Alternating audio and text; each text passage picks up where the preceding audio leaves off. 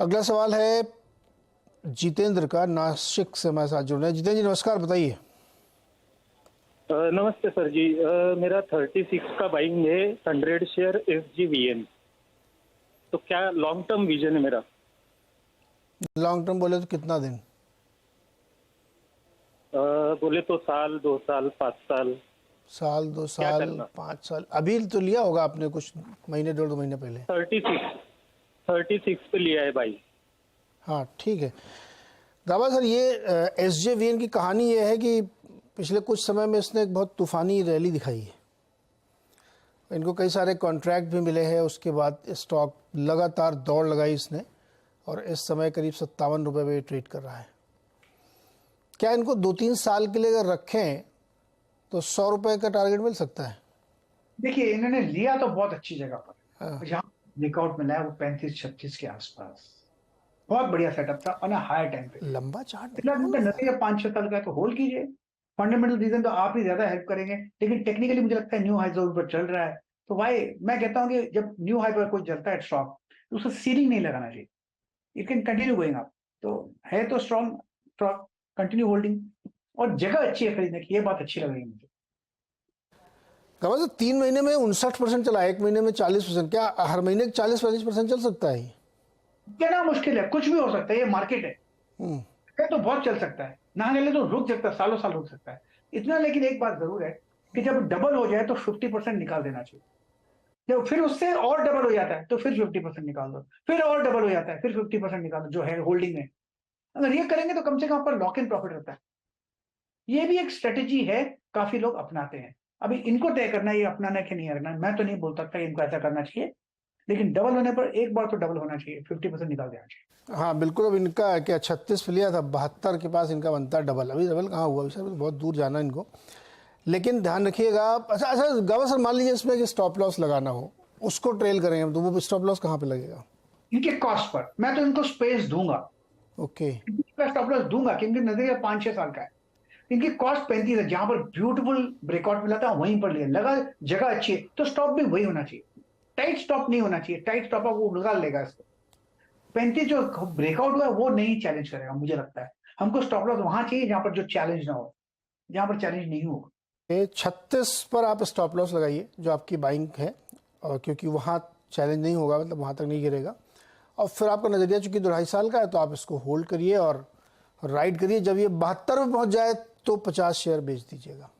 ये स्ट्रेटजी होती है जिससे कि आप अपना मुनाफा बांध के रखेंगे, जिससे आपको ये अफसोस नहीं होगा कि अरे इतनी ऊपर आया और बाद में फिसल रहा है और मैं इसको बेच रहा हूँ।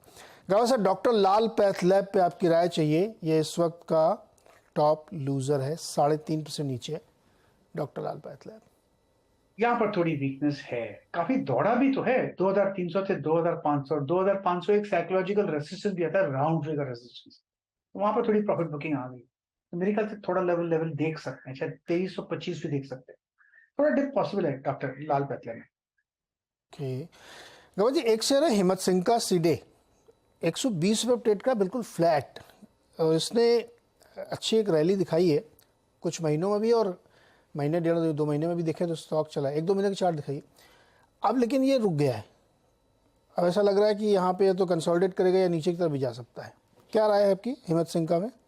मुझे अच्छा लगता है लोअर लेवल में करीब, तो फिर 100 भी पार कर लिया। बेस्ट अच्छी जगह थी खरीदने की, वो थी करीब 90 में, फिर 100 पार कर लिया, अब तक ठीक लगता है मुझे। और जो रिसेंट हाई हमने देखा 140 का, वो पार कर ले तो और भी अच्छा रहेगा। लेकिन मेरे ख्याल से ये स्टॉक होल्ड के लायक है, हिम्मत सिंह का। अगर चला जाए तो हो सकता है 200 भी चला जाए, हु नोस। 120 पर ट्रेड कर रहा है आसपास, तो मेरे ख्याल से स्टॉक होल्ड है। ओके, ये है गावा जी वेस्ट लाइफ डेवलपमेंट, मैगडी वाली कंपनी, उस पर क्या राय बनती है आपकी? वेस्ट लाइफ डेवलपमेंट बल ट्रेड कर रहा है 930 पे। रियल एस्टेट स्टॉक्स अच्छे चल रहे हैं, डीएलएफ हो, गोदरेज प्रॉपर्टीज हो। गावा सर, वेस्ट लाइफ डोना वो बर्गर वाली, food world, west life food world, वो वेस्ट फुल मैं देख लेता हूँ। मैगडी वाली। हाँ ये वाली 932 रुपये वाला। ये 932 वाला ये स्टॉक भी बढ़िया लगता है मुझे। थोड़ा स्ट्रेच है लेकिन हाँ। बढ़िया है, चार्ट स्ट्रक्चर बढ़िया है। स्ट्रॉन्ग सपोर्ट जोन 900 के आसपास है। मेरे ख्याल से राइट द ट्रेंड। अभी नेक्स्ट लॉजिकल टेक्निकल टारगेट 1000 के होने चाहिए, उस तरफ जाने की कोशिश कर रहा है। यस, और मेरे ख्याल से चला भी जाएगा, मैटर ऑफ टाइम। 420 से दौड़ा है 800। फिर 600 से 930, 1000 तो जाएगा ही जाएगा, मैटर ऑफ टाइम। तो ये 1000 जा सकता है, तो क्या इस कंपनी के बारे में थोड़ा और जानना चाहिए? बिल्कुल जानना चाहिए। बातचीत करते हैं कंपनी के मैनेजिंग डायरेक्टर सौरभ कालरा से। कंपनी ने अपने तिमाही नतीजे पेश किए हैं, उसमें मुनाफा करीब 28% बढ़ा है और रेवेन्यू में करीब 14% की ग्रोथ देखने को मिली है। सौरभ जी, बहुत बहुत स्वागत है आपका CNBC आवाज़ पर। और जिस तरीके का बिजनेस है और जिस तरह की ग्रोथ कंपनी दिखाई है, बड़ी इंटरेस्टिंग रही है। क्या हाइलाइट्स हैं आपके सर इस क्वार्टरली रिजल्ट्स के? तो सबसे पहले तो मेरे को बहुत हर्ष होता है इस बात को बताने के लिए कि पहली बार हमने 27 साल में डिविडेंड डिक्लेयर किया है। सो 3 रुपए 45 पैसे पर शेयर के हिसाब से डिविडेंड डिक्लेयर किया, तो काफी खुश है उस बात से कि हम पहली बार शेयर होल्डर्स को कुछ रिटर्न दे पाए। बाकी अगर मैं बात करूंगा रिजल्ट्स की, तो काफी अच्छा रिजल्ट्स है। जैसे आपने बोला, कंजम्पशन थोड़ी हैंडबिड है कैटेगरी को लेकर, बट अगर आप हमारे रिजल्ट्स देखेंगे तो हम मैनेज कर पाए एक रोबस्ट डबल डिजिट 14% की ग्रोथ, 14-15% की ग्रोथ, 17-18 से 20% का हमने डाइन इन का ग्रोथ देखा, ऑन प्रीमाइस, ऑफ प्रीमाइस भी 9% का डिलीवरी का ग्रोथ देखा। तो एक ओवरऑल अच्छा रिजल्ट है। और अगर मैं लास्ट ईयर से मार्जिन कंपेयर करता हूं तो उसमें भी इजाफा हुआ है। तो अच्छे रिजल्ट्स हैं हमारे हिसाब से, जहां से हम देख रहे हैं। तो अगर आपके पास 100 शेयर हैं वेस्ट लाइफ फूड वर्ल्ड के, तो आप टैक्स वैक्स काट के बढ़िया एक बर्गर खा सकते हैं, क्योंकि डिविडेंड मिला है इस बार। 27 साल बाद पहली बार इस कंपनी ने डिविडेंड दिया है। सौरभ जी, इन्फ्लेशन एक बड़ा चुनौती है, फूड इन्फ्लेशन कंपनियों के लिए। तरह तरह की सब्जियां बड़ी महंगी हो गई हैं। आपके ऊपर इसका क्या असर पड़ रहा है? और क्या टोमेटो यानी टमाटर अभी आपके बर्गर में है कि नहीं? मैं क्लैरिफाई करना चाहता हूं कि हमें टमाटर का कोई इशू नहीं था। हमारी मार्केट में हम टमाटर सर्व कर रहे थे थ्रू आउट। मुझे मालूम है दिल्ली की फ्रेंचाइजी में थोड़ा प्रॉब्लम आया था और वो मैकडॉनल्ड्स के साथ काम कर रहे हैं। मैं उनके बारे में कुछ बोल नहीं पाऊंगा यहाँ पे। लेकिन जहां तक हमारा एरिया कंसर्न है, नॉर्मल था एनवायरनमेंट। एब्सोल्युटली इन्फ्लेशन आता जाता रहता है। देखिए, अगर आप देखेंगे तो 5 से 7% inflation is part of work operating business in India. तो हमको मालूम है इसको मेंटेन कैसा करना है। एक प्रोडक्ट पे ज्यादा आता है, कम आता है, और टमाटर का प्राइस सेम नहीं रहता थ्रू आउट द ईयर।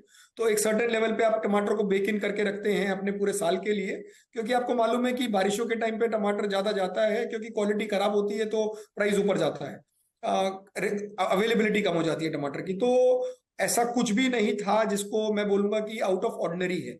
तो ऑर्डिनरी इन्फ्लेशन है। इनफैक्ट हमने तो इन्फ्लेशन को देखते हुए वैल्यू मील लॉन्च करी, एक्स्ट्रा वैल्यू मील।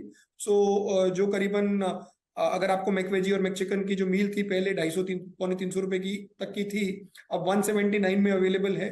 तो ये एक काम किया, बिकॉज वो तीसरा हमारा लीवर था मील को ग्रो करने के लिए, ताकि हम एक फिलिंग मील दे सके एक रीजनेबल प्राइस पे। तो इन्फ्लेशन तो मैनेज होता रहता है। इवन कस्टमर के लिए कंजम्पशन बढ़ाने के लिए इट्स इंपॉर्टेंट कि हम लोग वैल्यू पे भी ध्यान दें। तो ये एक हमने जून में लॉन्च किया था, तो हमें लगता है कि ये पूरे साल हेल्प करेगा। वाह, इन्फ्लेशन को बीट करने के लिए 1 रुपये कम 180 में आपको एक बढ़िया वेज मील मिल सकता है मैकडी में। अच्छा सौरभ जी, ये एक्सपेंशन प्लान क्या है? कितने स्टोर्स और खोलने के इरादा आप रखते हैं करंट फाइनेंशियल ईयर्स में? सो अगर आप देखेंगे, जैसे आपने बोला, हम बहुत एक तरफ से विजन 2027 के लिए अग्रसर हैं। तो विजन 2027 में हमने बोला है कि हम 600 रेस्टोरेंट, करीबन 580 से 620 restaurant, which means double store खोल करेंगे। बिजनेस भी डबल करेंगे। 2000 करोड़ का लास्ट टाइम बिजनेस था, 4000 से 4500 करोड़ का सेल करेंगे, और एबिटा पे कॉम्प्रोमाइज नहीं करेंगे ना। इसको करने के लिए हमारी स्ट्रैटेजी में हमने क्लियरली लेड आउट किया था कि मील पे फोकस्ड है। तो मील के 3 अनलॉक हैं हमारे हिसाब से। एक तो फिलिंग बर्गर, दूसरा एक्स्ट्रा वैल्यू मील। और फिलिंग बर्गर में ही हम लोगों ने पीरी पीरी लॉन्च किया पिछले क्वार्टर में। जो ईवीएम है वो भी हम मैकचिकन और मैकवेजी पे कर रहे हैं, जो छोटे बर्गर नहीं है, एक डिसेंट साइज के बर्गर हैं। और तीसरा बोन इन चिकन, जो साउथ में काम कर रहा है। तो ये 3 पिलर के ऊपर हम अपनी स्ट्रैटेजी खेल रहे हैं। और आप इन्हीं तीनों के ऊपर आपको एक्साइटमेंट दिखता रहेगा अगले 1-2 साल तक। और आपको दिखेगा कि हम फिलिंग बर्गर पे भी काम कर रहे हैं कंटिन्यूअसली, बोन इन चिकन पे भी काम कर रहे हैं, और नए नए वेरिएंट्स दे रहे हैं। चिकन विंग्स पे भी लॉन्च किया था जो हमने, और जूनियर एनटीआर के साथ एक चिकन शेयरर्स की जो हमने लॉन्च करी, वो भी हमने काफी अच्छे नंबर्स करे जून में जब हमने लॉन्च किया। तो हमें लगता है कि एज लॉन्ग एज हम एग्जीक्यूशन अच्छा कर पाए, स्ट्रैटेजी हमारी सॉलिड है, तो हम अपने विजन 2027 को पूरा कर पाएंगे। ओके सौरभ जी, बहुत बहुत शुक्रिया। और विदाउट डिस्टॉर्टिंग योर मेन्यू आप एक्सपेंड करें, ये एक सबसे इंटरेस्टिंग आपकी इस बात से निकल के आ रही है। बहुत बहुत शुक्रिया सर हमारे साथ जुड़ने के लिए। बता दें कि मनी कंट्रोल पर दिए गए विचार एक्सपर्ट्स के अपने निजी विचार होते हैं। वेबसाइट या मैनेजमेंट इसके लिए उत्तरदायी नहीं है। यूजर्स को मनी कंट्रोल की सलाह है कि कोई भी निवेश निर्णय लेने से पहले सर्टिफाइड एक्सपर्ट की सलाह लें।